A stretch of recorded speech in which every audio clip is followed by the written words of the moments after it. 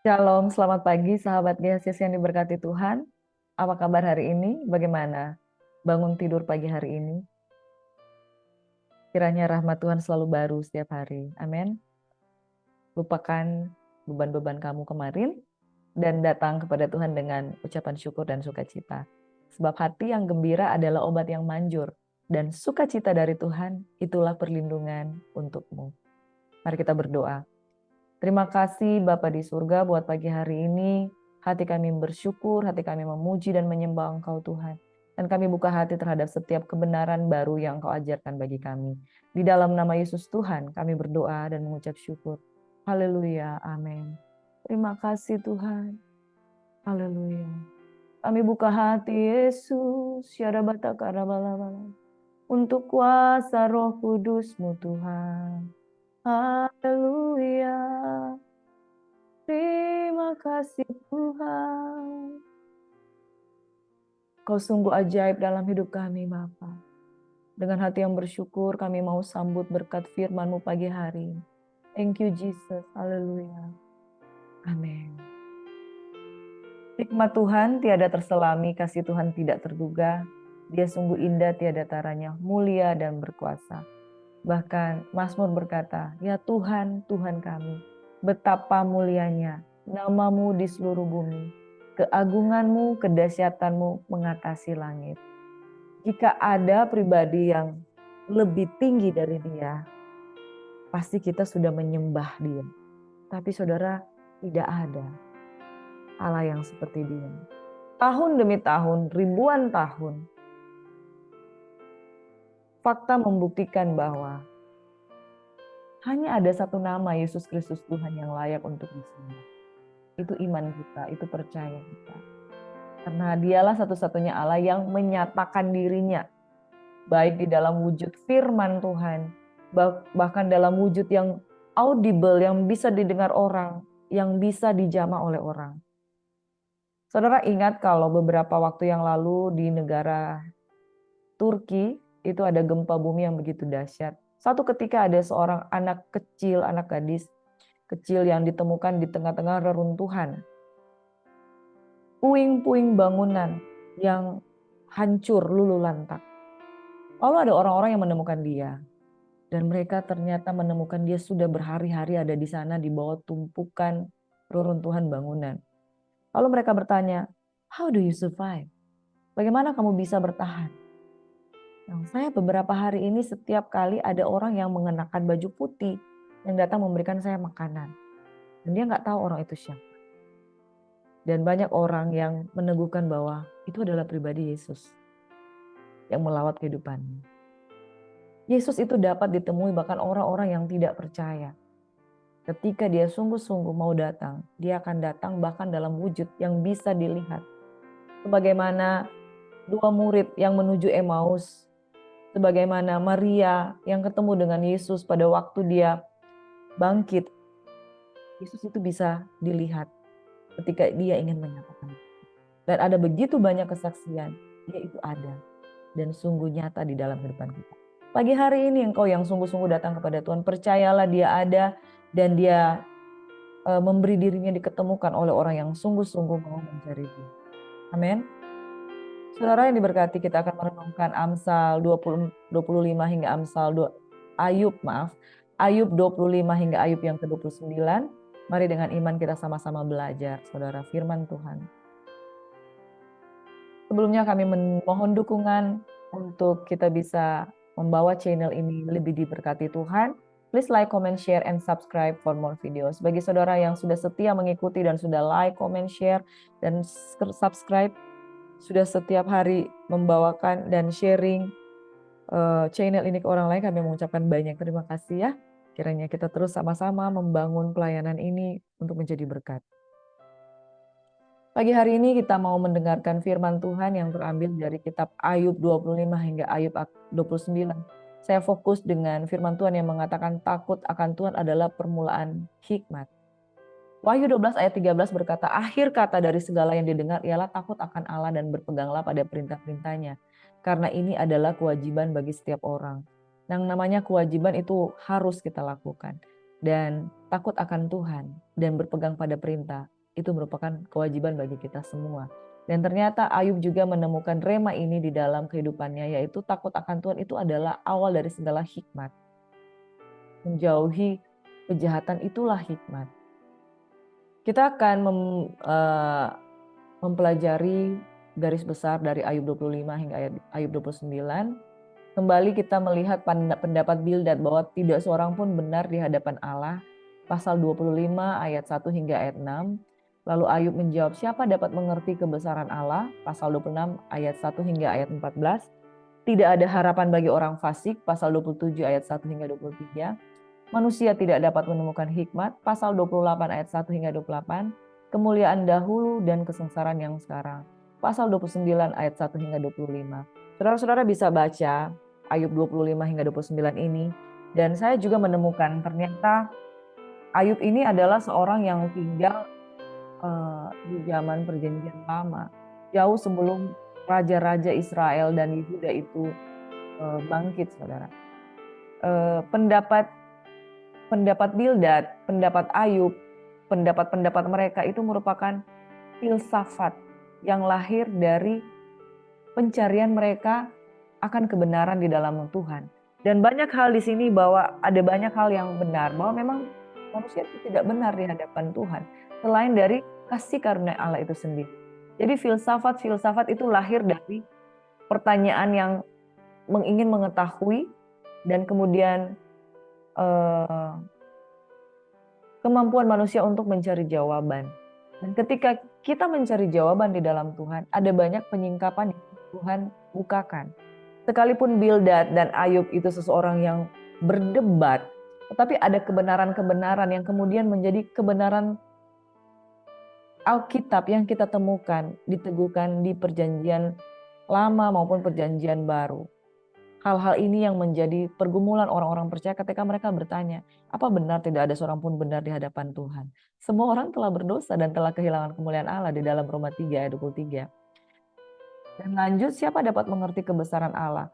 Mazmur Daud selalu mengatakan bahwa Tuhan adalah pribadi yang tidak terselami. Bahkan dia tidak bisa dikurung di dalam bangunan yang dibuat oleh manusia dalam bentuk bait suci maupun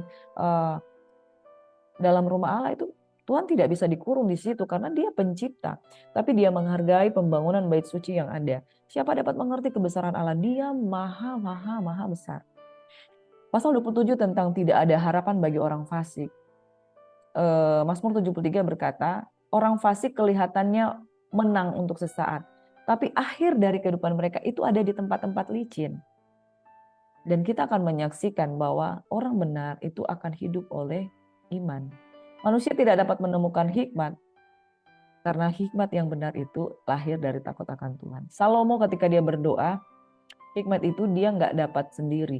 Sebelum dia meminta hikmat dari Tuhan, dia nggak punya hikmat. Tapi ketika dia meminta kepada Tuhan, hikmatnya menghasilkan ribuan amsal dan puisi. Kemuliaan dahulu dan kesengsaraan yang sekarang itu adalah hal yang dialami oleh Ayub. Dan saudara, ada satu ayat yang luar biasa bahwa yang dia temukan di dalam kisah perenungannya, yaitu takut akan Tuhan itu adalah permulaan dari hikmat. Sebelumnya saya akan bertanya seperti ini. Mengapa orang sulit berubah?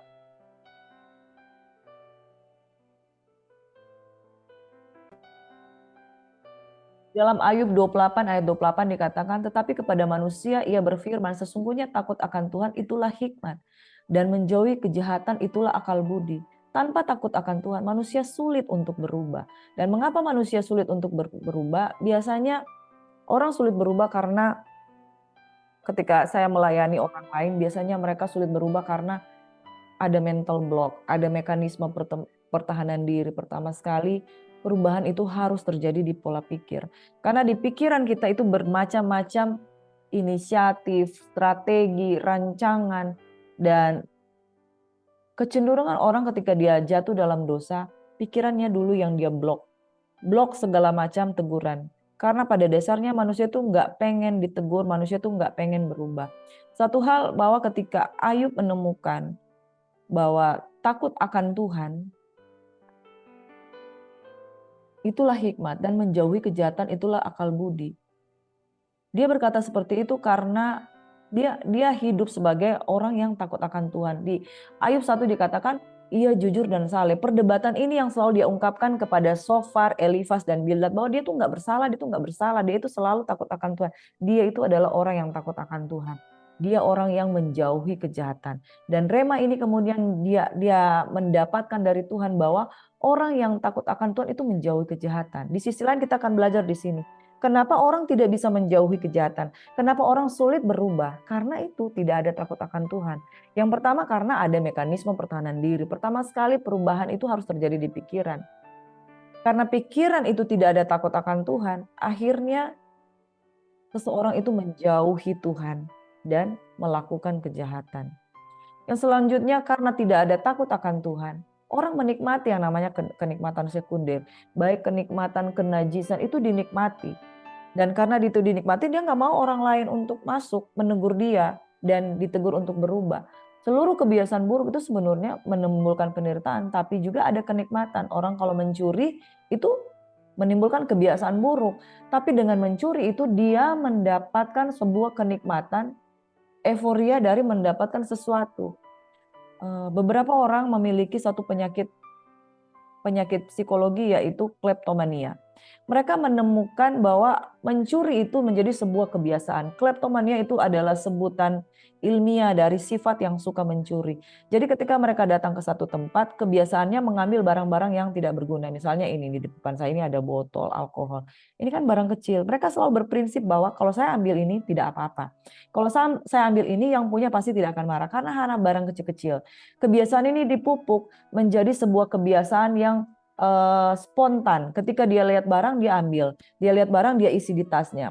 Kebiasaan mencuri dengan kemudian menjadi sebuah hal yang natural di dalam kehidupannya, karena kebiasaan buruk itu punya kenikmatan tersendiri. Kenikmatannya apa? Ketika dia mengambil dan dia pulang ke rumah, dia lihat, wah baik. Sampai di rumah dia sudah koleksi itu barang kecil-kecil. Mau dia ambil tisu, mau dia ambil pernak-pernik hotel atau souvenir-souvenir kecil kayak begini, saudara, diambil dibawa pulang, kemudian dia keep, dan itu merupakan kesenangan tersendiri karena dia mendapat sesuatu. Kami pernah di dalam kehidupan berjemaat sudah bertobat, anak Tuhan, tapi setiap kali dia datang ke tempat ibadah, dia selalu mengambil barang. Tapi barangnya bukan barang-barang mahal, barang-barang yang murah, barang-barang kecil. Nanti tiap kali ini, wah hilang, wah ini hilang. Kemudian satu ketika ada orang yang menemukan bahwa memang orang ini yang juga turut berjemaat, dia mengambil sesuatu dan ketahuan ada di dalam tasnya. Beberapa barang terbukti dia mengambilnya. Sebetulnya bukan barang-barang penting, tapi habit yang dia ciptakan. Oleh karena dosa yang mengikat dia itu ada kenikmatan untuk menikmati barang hasil curian. Dia menjadi sebuah pola berpikir dalam hidupnya. Demikian pula orang yang jatuh di dalam dosa percabulan. Diawali dengan rasa takut. Diawali dengan rasa takut untuk melakukan. Tetapi ketika dia memulai, kemudian lambat laun itu menjadi kebiasaan. Apa yang menjadi kebiasaan di dalam dia, kemudian dia coba lagi berulang. Sebetulnya takut, tapi lama-lama takut itu digantikan dengan, mohon maaf, kenikmatan di dalam melakukan dosa tersebut. Alhasil dia terikat. Di dalam ikatan tersebut terjadi mental block, yaitu memblok semua tuduhan yang diarahkan ke dia, semua teguran yang diarahkan ke dia, mekanisme pertahanan diri bangkit, mekanisme pertahanan diri muncul, takut akan Tuhan mulai menjauh dari dalam kehidupannya. Yang dia lakukan adalah menikmati perbuatan yang sudah dilakukan secara berulang. Kebiasaan buruk sebetulnya, menimbulkan penderitaan sebetulnya, tapi karena itu mendatangkan kenikmatan, dia blokade semua kesukaan yang ada. Nah, saudara yang diberkati oleh Tuhan Yesus Kristus, mengapa orang sulit berubah? Karena takut akan Tuhan itu nggak ada di dalam dirinya. Ayub berkata, takut akan Tuhan itu adalah permulaan hikmat. Dan menjauhi kejahatan itulah akal budi. Kalau akal budi kita sudah rusak karena pertahanan diri untuk melakukan, ini boleh, ini boleh. Akal budi itu rusak.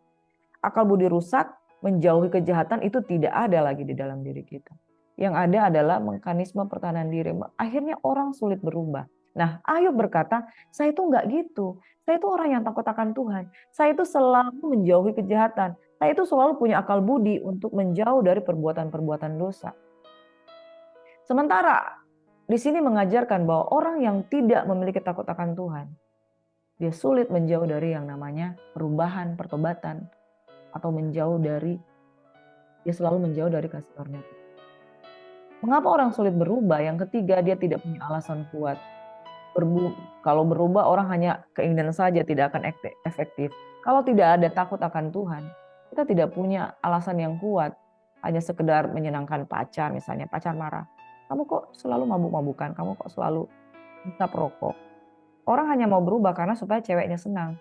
Tapi karena lahir bukan dari takut akan Tuhan, akhirnya perubahannya itu nggak sungguh-sungguh. Setelah mereka menikah, dia kembali lagi ke kebiasaannya yang lama. Orang sulit berubah tanpa memiliki dasar yang benar, yaitu takut akan Tuhan. Yang keempat, godaan terlalu kuat. Godaan adalah penghambat yang terasa enak.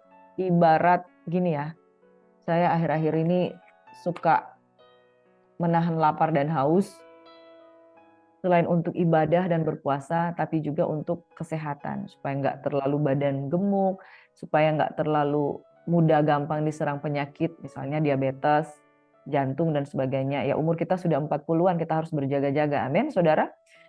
Nah, ketika kita ingin menjaga kesehatan tubuh kita pengen olahraga, terus pengen menjaga makan kita, kurangi nasi, kalau bisa sedapat mungkin kurangi nasi karena mengandung begitu banyak karbohidrat dan juga mengandung banyak gula. Tapi godaan terlalu kuat, godaan adalah penghambat yang terasa enak. Kita tuh apalagi kalau ART saya sudah masak ikan bakar, terus dabu-dabu, enak ya saudara.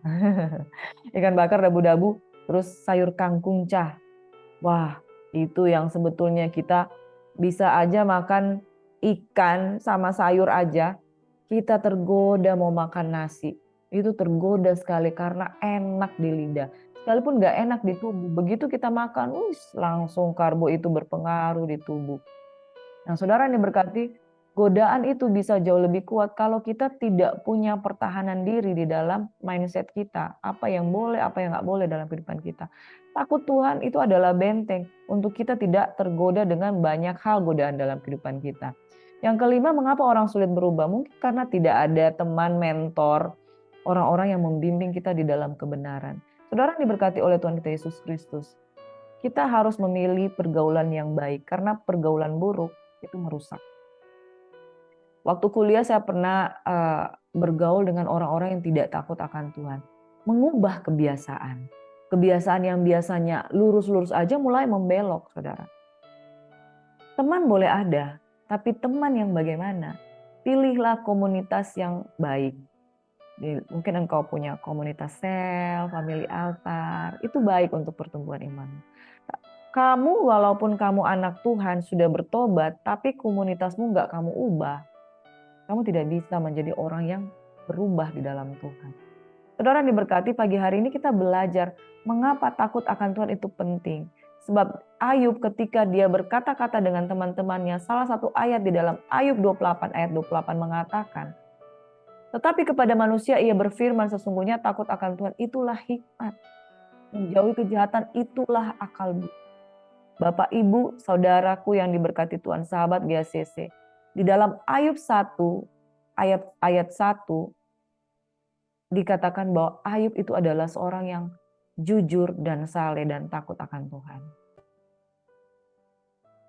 Dikatakan dalam Ayub 1 dan Ayub 8, Ayub 2 dan 3. Pernyataan tentang kebenaran Ayub ini bahkan diulang oleh Tuhan sendiri karena Tuhan menilai bahwa Ayub seorang yang jujur dan saleh. Takut akan Tuhan dan menjauhi kejahatan itu menjadi landasan kesalehan dan kejujuran Ayub. Saking takutnya dia selalu mempersembahkan korban di hadapan Tuhan. Dan dengan jelas menegaskan bahwa melalui kasih karunia-Nya Tuhan dapat menembus manusia yang berdosa sehingga menjadikan mereka sungguh-sungguh benar, baik, dan menang atas dosa. Karena kasih karunia Tuhan, takut akan Tuhan itu bisa membuat orang baik menang atas dosa.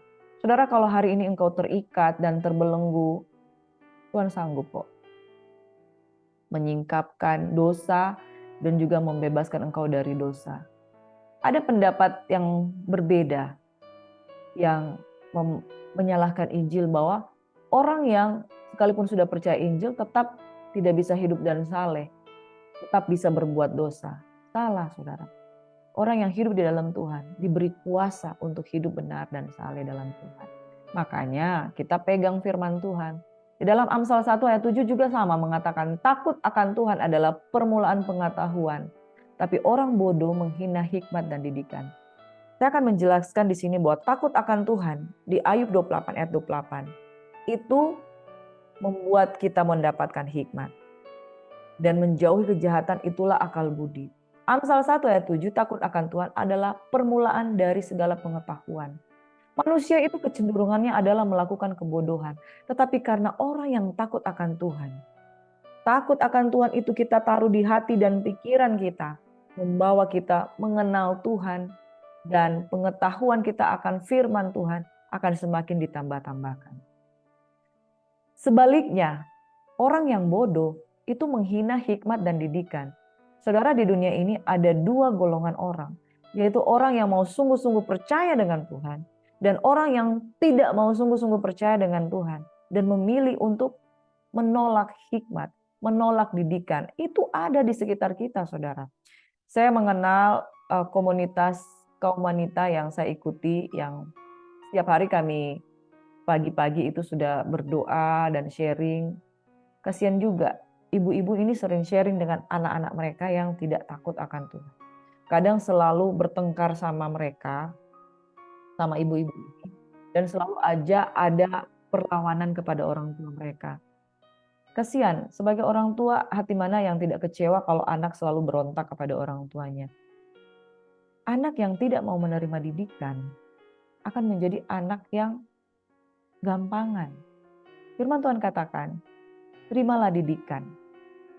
Sebab anak-anak kerajaan itu mau menerima didikan dan ganjaran. Anak-anak yang tidak mau dididik, ya akhirnya hidup di luar takut akan Tuhan. Orang yang menghina hikmat dan didikan itu disebut orang bodoh. Firman Tuhan yang mengatakan tersebut. Makanya orang yang firman Tuhan itu dicintai, setiap hari dicari. Bapak Ibu sahabat GCC yang pagi hari ini mencari firman Tuhan, saya percaya engkau adalah orang-orang yang penuh hikmat dan takut akan Tuhan. Jangan menghina hikmat dan didikan. Jangan menghina firman Tuhan. Jangan menghina didikan dari orang tua. Sebab di balik cemeti ada emas, itu kata dunia ya. Tapi kata Tuhan, di balik didikan itu ada hikmat yang lahir dari takut akan Tuhan. Takut akan Tuhan juga menceritakan tentang bagaimana kita bisa membenci kejahatan. Seseorang tidak dengan serta-merta dia bisa membenci dosa. Tapi takut akan Tuhan itu yang mendorong seseorang untuk bisa meninggalkan dosa-dosa dan ikatan-ikatannya. Makanya setelah kita bertobat, penting untuk kita memiliki takut akan Tuhan. Takut akan Tuhan membuat kita benci kejahatan, benci pada kesombongan, benci pada kecongkakan, tingkah laku yang jahat, dan mulut penuh tipu muslihat. Tapi orang yang tidak takut akan Tuhan itu kelihatan dari buahnya, yaitu selalu congkak, sombong, mulutnya pun penuh dengan tipu daya. Takut akan Tuhan itulah hikmat, saudaraku. Yang terakhir saya mau katakan bahwa 1 Petrus 2 ayat 16-17, hiduplah sebagai orang merdeka. Bukan seperti mereka yang menyalahgunakan kemerdekaan itu untuk menyelubungi kejahatan-kejahatan mereka, tapi hiduplah sebagai hamba Allah. Hormatilah semua orang, kasihilah saudara-saudaramu, takutlah akan Allah, hormatilah raja. Saudara, dunia mengajarkan kalau kamu takut, kamu pengecut. Takut itu bukan berasal dari Tuhan. Ya, 1 Timotius 1 ayat 7 bahwa Tuhan memberikan kepada kita bukan roh ketakutan, tapi roh yang membangkitkan ketertiban. Tetapi takut akan Tuhan itu adalah spirit yang berbeda. The fear of the Lord itu adalah spirit yang respect dengan Tuhan, menghargai Tuhan. Sebuah spirit ibarat seorang anak yang menghormati orang tuanya. Spirit the fear of the Lord adalah roh yang menghormati. Ketika ada spirit fear of the Lord, maka kita memiliki respect terhadap ketetapan, firman, dan kemudian kita mampu untuk melakukan kebenaran. Tanpa spirit takut akan Tuhan, kita tidak mampu melakukan kebenaran. Bapak Ibu sahabat GHCC yang diberkati oleh Tuhan Yesus Kristus. Ketika kehidupan dunia menjeratmu dengan kesenangan yang hanya sesaat dan pasti membinasakanmu, cari Yesus Kristus. Dia akan mengajarkan segala sesuatu tentang takut akan Tuhan. Dia selalu menunggu engkau kembali hidup dalam jalannya dan memberimu hidup dalam kemenangannya. Amin, saudara. Jangan tinggal dalam dosa. Bagaimana supaya kita bisa menjauhi kejahatan? Takutlah akan Tuhan. Fear of the Lord. Takut akan spiritnya. Seperti yang dialami Ayub, rema yang dialami Ayub, dulu dia takut akan Tuhan hanya sekedar takut. Tapi takut akan Tuhannya sekarang berubah di dalam kasih karunia Tuhan. Sebab manusia tidak dapat bersandar kepada kebenaran dirinya sendiri. Bapak Ibu sahabat GASIS yang diberkati oleh Tuhan kita Yesus Kristus, saya menambahkan beberapa doktrin penting yang saya temukan di dalam kitab Ayub, yaitu yang kemarin saya sudah bacakan 1-3. Yang terakhir saya akan bacakan bahwa takut akan Tuhan, itulah hikmat. Akhir kata dari segala yang didengar ialah takutlah akan Allah dan berpeganglah pada perintah-perintahnya, karena ini adalah kewajiban setiap orang. Orang yang tidak memiliki takut akan Tuhan, dia berani berbuat dosa. Tetapi orang yang takut akan Tuhan, dia akan berpegang pada perintah-perintah Tuhan, dia akan mengikuti segala kehendak Tuhan, dan ketika dia mengikuti segala kehendak Tuhan, maka hidupnya juga akan selaras dengan kebenaran firman Tuhan. Bapak Ibu sahabat GASIS yang diberkati oleh Tuhan kita Yesus Kristus. Mari kita menanggalkan diri kita sebagaimana Tuhan sudah terlebih dahulu mati dan bangkit dan untuk menebus dosa kita semuanya. Akhir kata dari segala yang didengar ialah takutlah akan Allah, takut akan Tuhan, berpegang pada perintah-perintahnya, karena ini adalah kewajiban setiap orang. Tuhan Yesus memberkati. Mari kita satu dalam doa. Bapa di surga, hikmat-Mu tiada terselami, kasih-Mu dalam tak terduga, Kau sungguh indah tiada taranya, kemuliaan-Mu mengatasi bumi. Banyak hal yang tidak kami pahami, tetapi orang yang duduk dalam lindungan yang maha tinggi dan bermalam di dalam naungan yang maha kuasa akan berkata kepada Tuhan, kubu pertahananku, tempat perlindunganku, menara kekuatan. Bapa di surga, dalam nama Yesus, manusia melakukan kesalahan oleh karena mereka tidak menjauhi kejahatan dan tidak bisa berubah. Tetapi orang yang sungguh-sungguh mencari Tuhan dan menempatkan takut akan Tuhan sebagai prioritas dalam hidupnya, kami mampu menjauhi kejahatan, kami mampu menjauhi kesombongan, kami mampu meninggalkan kebiasaan yang mengikat, kami mampu meninggalkan godaan-godaan, kami bebas dari ikatan. Bapa di surga, ada banyak ikatan-ikatan yang membelenggu jemaat kekasih Tuhan, kami tidak tahu. Mungkin itu ikatan seks bebas Tuhan, mungkin itu Tuhan ikatan kebiasaan-kebiasaan buruk, yaitu suka memperlakukan istri dengan tidak baik, kasar, sombong, angkuh, dan suka melakukan kejahatan. Ikatan-ikatan mungkin yang menolak pengenalan akan Tuhan, tidak mau taat pada hukum-hukum Tuhan, suka mencuri atau cenderung ingin menyakiti, cenderung suka melukai hati orang, cenderung berkata-kata yang memiliki tipu daya, rancangan-rancangan tipu daya. Semuanya ini Tuhan dapat kami jauhkan dari diri kami ketika kami memiliki roh takut akan Tuhan. Ayub memiliki sikap takut akan Tuhan. Itu sebabnya Tuhan berkenan di dalam kehidupannya. Kami berdoa segala kebiasaan buruk, suka memaki, suka mengomel, suka bersungut, suka kecewa, dan menyalahkan Tuhan tanpa alasan. Tidak menghormati keluarga suami, tidak menghormati istri, tidak menghormati atasan. Hal-hal yang tidak berkenan itu lahir dari sikap yang tidak takut akan Tuhan. Kami berdoa Bapak. Pagi hari ini kamu mau belajar. Meninggalkan kejahatan itulah akal budi. Dan orang akan disebut berakal budi ketika dia meninggalkan kejahatan. Orang disebut tidak bodoh ketika dia memiliki takut akan Tuhan. Spirit yang seperti ini Bapak kami butuhkan. Ketika kami hidup, bersosialisasi dengan orang, kami memiliki takut akan Tuhan. Berkati Bapa di surga, setiap pribadi yang hari ini mengangkat tangan yang mau berubah, karena tidak sanggup berubah, Mereka butuh Engkau. Mereka butuh takut akan Tuhan daripada-Mu. Ini doa kami Bapa. Kami terima dalam nama Yesus. Kiranya roh kasih karunia yang memberikan kita kekuatan untuk takut akan Tuhan turun atas kehidupan kami. Berlimpah-limpah bagi semua sahabat GSCC yang menyaksikan tayangan ini.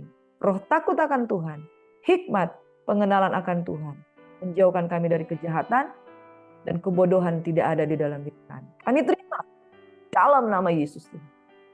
Kami berdoa dan mengucap syukur. Haleluya. Amin. Shalom, puji Tuhan, selamat beraktivitas dalam roh takut akan Tuhan. Saya percaya orang yang takut akan Tuhan tidak akan gagal. Amin. Tuhan Yesus memberkati.